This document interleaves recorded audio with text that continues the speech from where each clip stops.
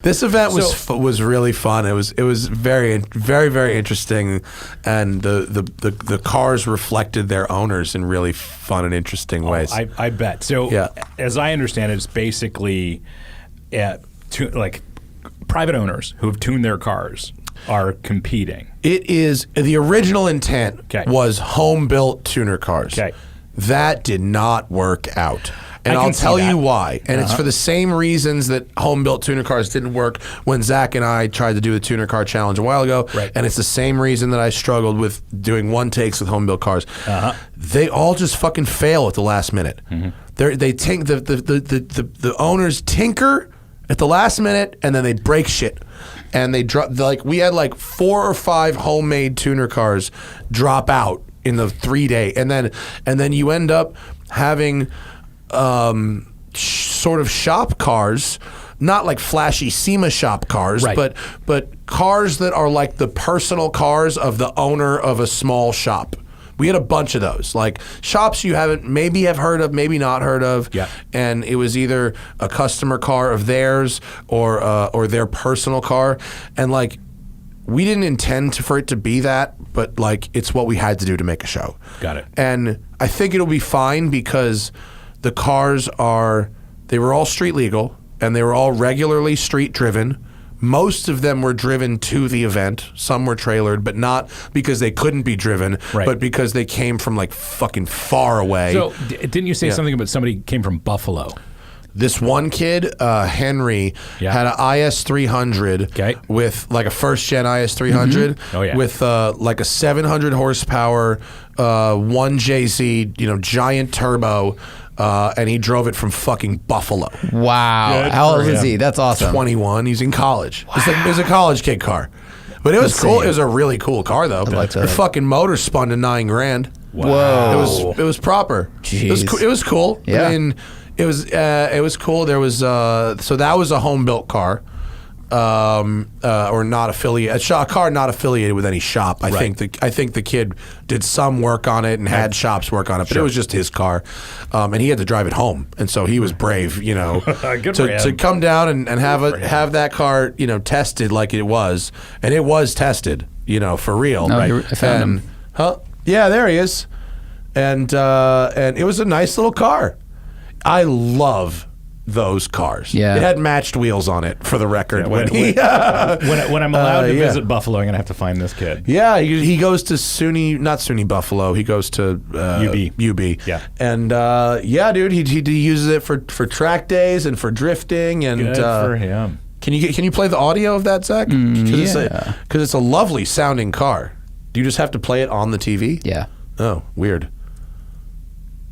Okay, well, it sounds like a fucking Supra. It sounds, you know what it sounds like.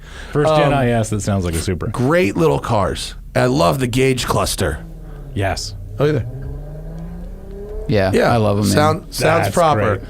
I still wonder if I should have bought one of those instead of my M3, but it has 100 less horsepower. No, I think you probably made the right decision, but they are cool cars. Very cool. And so there was that. There was an S2000 that was like. Is it yellow? Yeah. Wasn't it Kevin? Was the guy's owner's name Kevin? Cody.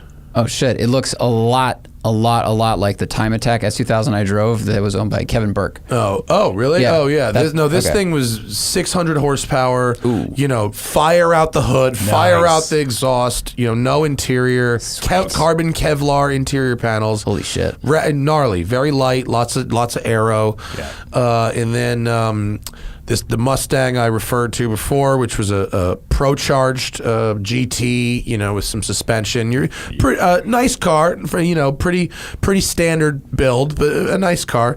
There was this Supra that was this dude Mo brought from Long Island. He's got a shop. Oh, it's called Is it called that? Because in Long Island, that would make sense. I know, right? I don't remember the name of his shop. I'm sorry, Mo. He was a very nice man, and the Supra made 1,300 of the wheels. Whoa. With air conditioning and full interior.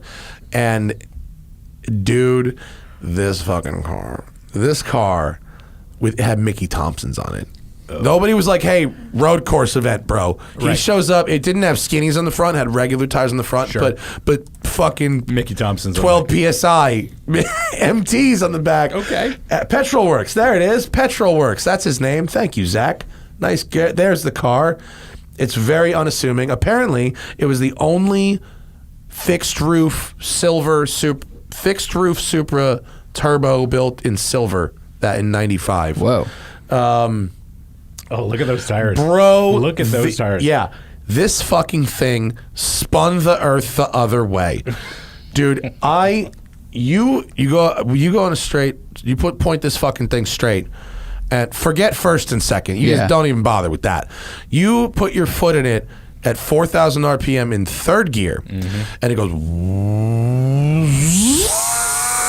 and your first thought is, I just blew the clutch. But you have not blown the clutch. You have done your first burnout, which begins at 90 and goes to 120. Holy shit. You then shift to fourth, and it goes, and you go, I just blew the clutch. No, really, I just blew the clutch. And you look in the rearview mirror, and you have just left 11s from 110 to 140 miles an hour. Crazy pants. That's perfect. And oh, by the way, this car's not loud. It's not. It's like we just have a conversation just like this. And it is so insane. You've been to PBIR, Palm Beach International Raceway? I've never been. It has a half a mile back straight. Okay. Tanner Faust left a burnout the entire length from the exit of the first corner to the 5 board. Holy shit. The whole fucking way down. Just staying in Not it? he didn't not not stand. feathering brakes. No, just foot down, flat. On drag slicks. Holy crap. And because if you see in the Fantastic. picture, you notice it has no wing or anything. Right. Yeah. This is just fucking zing burnouts. I think this thing probably does like 240 in the mile or something. Oh my God, it's great. Just That's why we nuts. love Supras. That's why we love Supra so much, because they do this crazy shit. Every 5 years or whatever, there's a legendary YouTube Supra. This one for real, it spins to 10. Mo goes, hey, shift it at 10, and I go, no, I'm not doing that. And he pulls out his phone. He goes, I'm gonna show you a video, and he goes, it's a video on the gauge, and sure as fucking shit, it goes to 10. And he goes, you see, I promise, shift it at 10. And I'm like, oh my God. okay. And it fucking, You're like, sign the waiver again. It goes 2,500 off RPM off the end of the fucking gauge. What? What a great car. Yeah. Good job, I'd be Mo. reluctant to. Remember to the do guy, that. the Evo in Panama?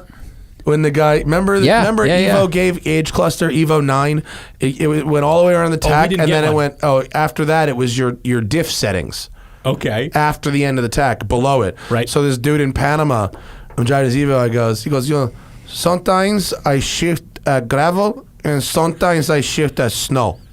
And that was the equivalent of like 9 and 9,500 Right. RPM. And then I drove. Have you ever heard of Calvo Motorsports? I don't think so.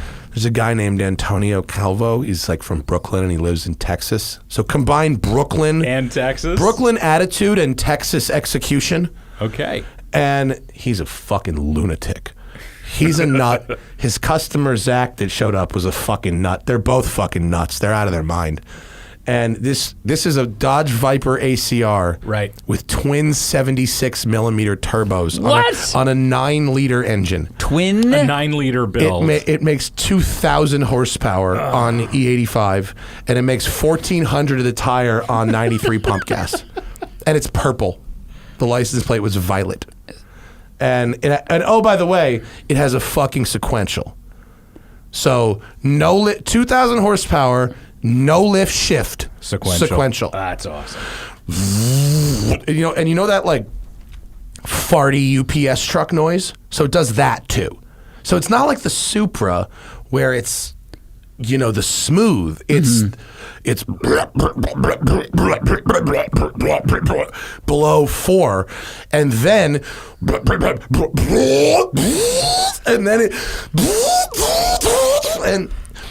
bro, you go from 80 to 180. Like, poo can't come out fast enough. The poo, but because you've got all this aero, it actually squats and sticks, it makes a crazy downforce. And you drive that at Palm Beach Raceway, just on the back straight? Professional gotcha, driver, okay. close course. Exactly. Yep. Jesus. It was I was doing the road development, and you can't see nothing. You can't you just can't. It was some fucking. That is nuts. It was and actually it had it had air conditioning. Of course it did. It actually was very streetable for what it was. For 2,000 horsepower, I mean, it was shockingly streetable. But I have never in my life seen any vehicle go through fuel like that. Yeah. If you did a proper pull, one pull, it's about an eighth of a tank of fuel. I don't doubt it. There was a Fucking weekend. triple fuel pumps. Even the regular Viper. I raced Vipers years ago, and asked them what the fuel cost was for the weekend. They're like, off the record. But I think we're past statute of limitations. In 2011, we spent $700 on my car in fuel. Whoa. One weekend. Yeah. In a weekend? Yeah, and that was probably 3 test sessions on the Thursday, 3 on the Friday, and then warm up and race Saturday and Sunday. $700 in fuel. That is a lot of gas. That's Viper for you. Yeah. This is before it had the turbos. This is all motor. But that's a sequential. Sequential, yeah. So I guess they did the sequential first, and then they did the turbos afterwards. Wow. Sequential was very fun, though. A sequential that can take that kind of power is nuts. That's crazy. That thing was... See if you can go back to a video that where the turbos are on, the purple one, currently. Because, I mean, dude, this car was fucking nuts. And then, what else was there? I'm trying to think of the other... this fucking guy built an Audi RS3, 900 horsepower RS3, did 4-wheel burnouts all the way through second gear. Really, really cool. That is really awesome. cool car. Like The dude basically started a tuner shop out of his house during the pandemic. His name was Rat. It was called Ratified Tuning or something like that. Okay. Ratified, I think, on Instagram. Mm-hmm. Yes, RS3, 900 fucking horsepower. Wow. It was so obnoxiously loud. Really? Oh, I didn't like how it sounded at all. It's generally a pleasant sounding car. Yeah. But to get to 900, he had to take it over the top and down the other side of the mountain. Yeah. But it was it was crazy fast. Oh, was that Calvo smoking a 720? Yeah. Oh yeah, there we go. Hi, this is Texas. Oh, wait, just show that. We don't endorse this behavior at all. No. But if you did, Oh, that's nuts. That is. and that's about right. Rob Ferretti was Rob was like, nope, I'm good over here. He was like, jeez, he didn't want to drive it. And no, he drove it. He drove it. Okay. No, he drove it, but he just thought it was the craziest fucking thing. That is really crazy. I think Tanner enjoyed, I won't say what was faster because it was close, but I think Tanner had a little more fun in the Supra because of the lack of traction, actually. Yeah. He was ripping the Viper. The Viper was fast. The Viper, that's a time attack car. If it can stick, that's insane. Well, we brought a tough benchmark. We decided that we wanted to have a benchmark car so that people knew, or people could kind of figure out how fast. What does a 1 minute and 40-second lap time? Making this up. What does that lap time mean? Right. So we brought a C7 ZR1. Perfect. Which that's a big car. Is a good benchmark because it's fast and it looks cool and it sounds cool, but also it's really fast. and if you're starting with a Lexus IS 300, you've got a pretty uphill battle to get to that. Yeah. And I think maybe in the California one we might bring a slower benchmark car. It doesn't matter because it's regional, and then they face off against each other. Great. So it's not a blackjack table. You don't have to beat the house. The benchmark car is just there for a visual comparison. Right, and it gives the audience context, right? And but you don't want the benchmark car to beat a lot of the cars. Yeah. You definitely want most of the cars. ZR1's really fast. Yeah. and it didn't beat a lot of the cars, but it definitely did beat some of the cars. Yeah. What else? Fuck. I'm trying to think of the 8 cars that were there. Zach, can you pull up the Instagram picture I took? I have had too many things. There we go. The Supra, the Honda S2000, the Mustang. Oh, yes, Sissio, of course. Sissio, formerly Top Speed Motorsports. Yeah. Now it's just called Sissio, Okay. Which is his last name. He was like, hey, if you're going to do this shit for life, fucking put your name on the door. I was like, that's a good idea, Sissio. He brought in 1,000 horsepower Porsche 991 Turbo S, which... How was that? What you'd expect. Absolutely undramatic and unexciting. And very fast. And absolutely effective at the task. A Veyron that turns, sort of? Because it's probably faster. Yeah, I mean, Yep. it was a Turbo S that had more power. What can I say about that? He didn't ruin it. Yeah. I don't want to give away the show, but he didn't ruin it for sure. And then wait, is there another car back there that I'm missing that I didn't talk about that was on Sorted? The Audi, the Supra, the Porsche, the Mustang, the BMW. There was a BMW 135i, which is a car I love so much. That's a bold choice. Well, it was apparently kind of the bane of the guy's existence. It took a lot to get it to where it was at now, and he kind of regrets the project. But I enjoyed driving this car very much. It was like clearly modified. He was local, so it was modified for South Florida track days. Right. So it had its cooling was sorted. Yep. It had a square stance and lightweight wheels. It had a cage and a good tight shifter, and really it was the kind of car you'd want to hop in and do like an endurance race in. It was exactly that kind of a car. Nice. But it made 500 horsepower, so it went like a motherfucker. Yeah, but not 1,000 horsepower. No, Yeah. but it was a flat torque curve. So, Right. the thing about some of the big horsepower cars is, not that I don't appreciate a car that lays 11s for a fucking half a mile. I do. But there's only so usable.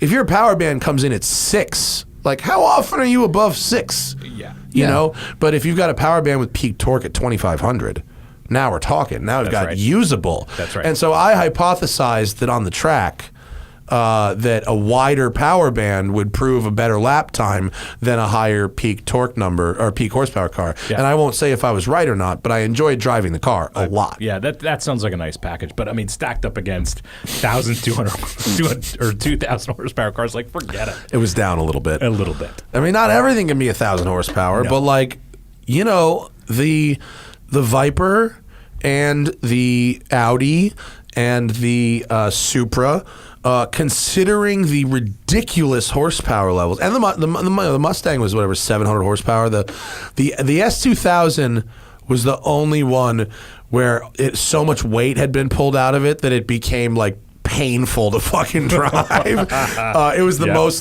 you're in a tuner car. Right. But it was fast. It was Yeah, fast. I'm sure. I'll tell you what, the show is going to be very exciting. Yeah. So when does it broadcast? I don't know exactly when it airs. We got a lot of footage, and I'm not editing it, thank God. But there's a lot of footage. I'm not sure when it airs, but that was the East Coast regional. We're filming the West Coast regional. Zach, can you pull up sortedornot.com? Well, that's where I'd like people to go to enter the West Coast regional. We are auditioning for that right now. It's October 13th and 14th in Palm Springs. Right on. We're doing it at Chuckwalla. Yeah. With our home base, our street drives in Palm Springs. Zach, does that sound familiar at all?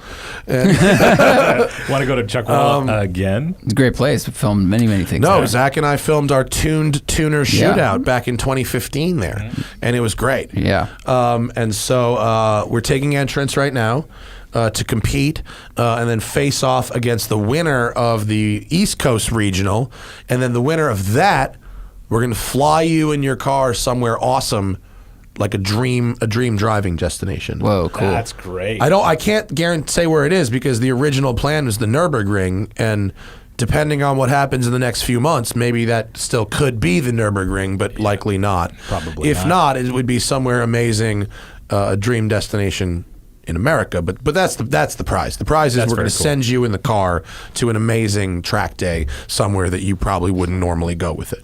So sortedornot.com, and brought to you by Auto Tempest. So shout out to Auto Tempest for hooking up the ZR1 that we used as a benchmark, and for hooking up the fucking funds for this show. Yeah.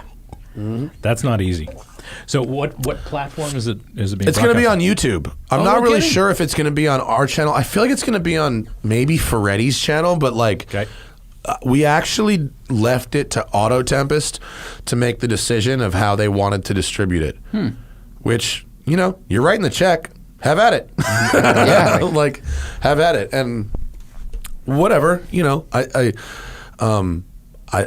like the rev share, but I'm not gonna. We agreed to let them do it, so they'll figure it out. Whatever. Yep. But it was fun, and while a couple things did break during the course of the show, overall I was impressed with all the cars. I think that, you know, we didn't blow anything up. That's good. And especially Tanner with tuner tried. cars. Yeah.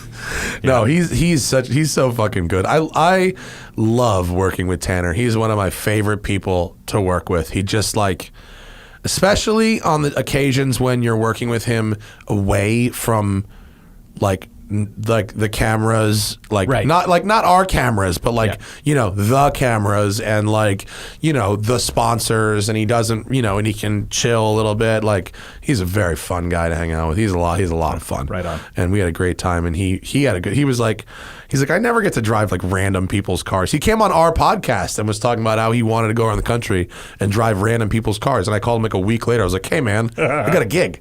He was like, really? That's awesome. So yeah, so he's about it. Right It's on. good. So October 13th and 14th at Chuckwalla is going to be the West Coast Regional. If you want to enter your tuner car, like, we want to hear from you. And I'm looking for variety. I'm not just looking for 1,000 horsepower, really. So Right. and there was no Skyline representation, and that is a travesty.